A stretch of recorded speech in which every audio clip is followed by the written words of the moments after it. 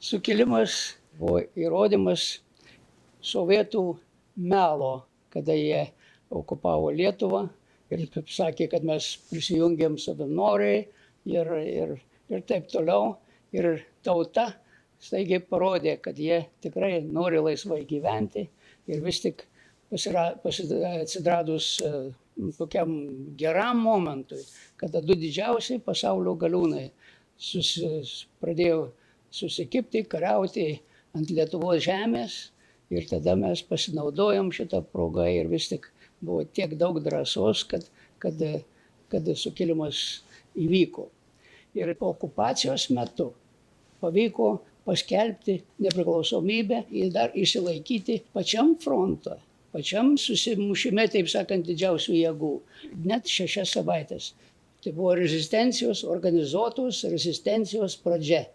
Ir ji ėjo per visą antrąją okupaciją sovietų ir atėjo iki 90 metų kovo 11. Sukilimą ruošėm organizuotai. Pradėjom rudenį.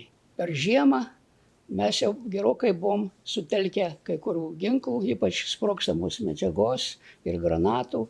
Ir kadangi turėjom ryšio su kariuomenė, karininkai traukėsi iš dalinių, buvo patogu gauti įvairių tokių priemonių. Buvo numatytas sukilimas pradėti Vilniuje. Kauno štabe dauguma buvo studentai ir jaunieji akademikai.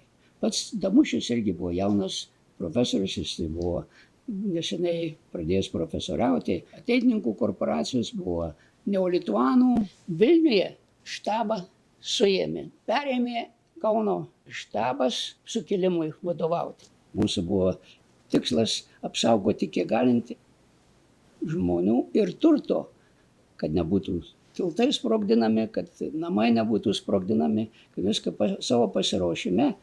Kągi, buvo, sovietai žinojo viską, tai jie užminavo mūsų didesnius pastatus, pavyzdžiui, paštas buvo užminuotas, buvo Lietuvos bankas, visi didesni kiti tiltai buvo užminuoti ir mes tai žinojom. Sukilimas buvo organizuotas tik tai paskelbus nepriklausomybę. 23 birželio ir paskelbus laikinąją vyriausybę ir sugiedojus himną, tada jau prasidėjo visas spontanis, prasidėjo visur. Visi žmonės džiūgavo, ėjo, kareiviai nežino, kas čia darosi, kartu su žmonėmis eina visur. Ir kareivius pradėjom nuginkluoti, iš to pasidarėm savo ginklų.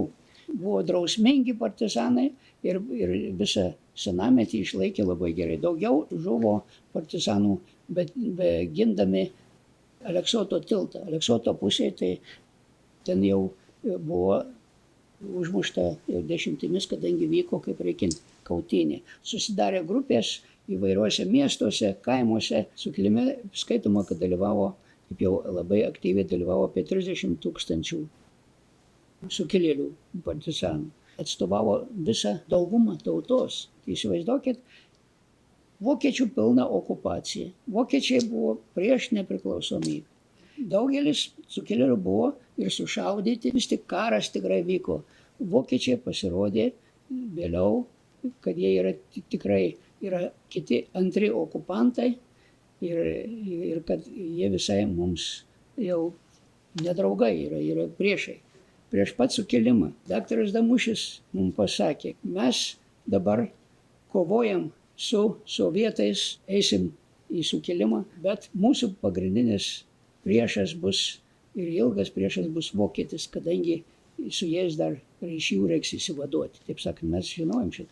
Bet mums reikėjo pasauliui parodyti, kad mes norim laisvės ir kad mes sugebam šitą jausmą parodyti. Laikinoji vyriausybė buvo 100% pilna antinacinė visi.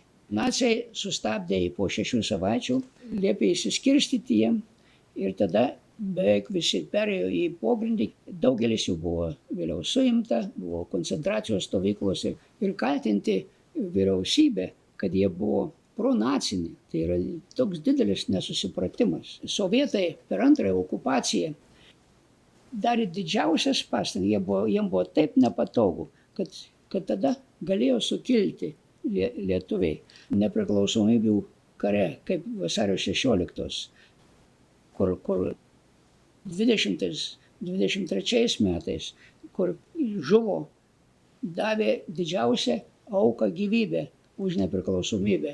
Tas pats vyko per sukilimą. Žuvo apie 2000 kovotojų, daugiau negu vasario 16 nepriklausomybės kovose.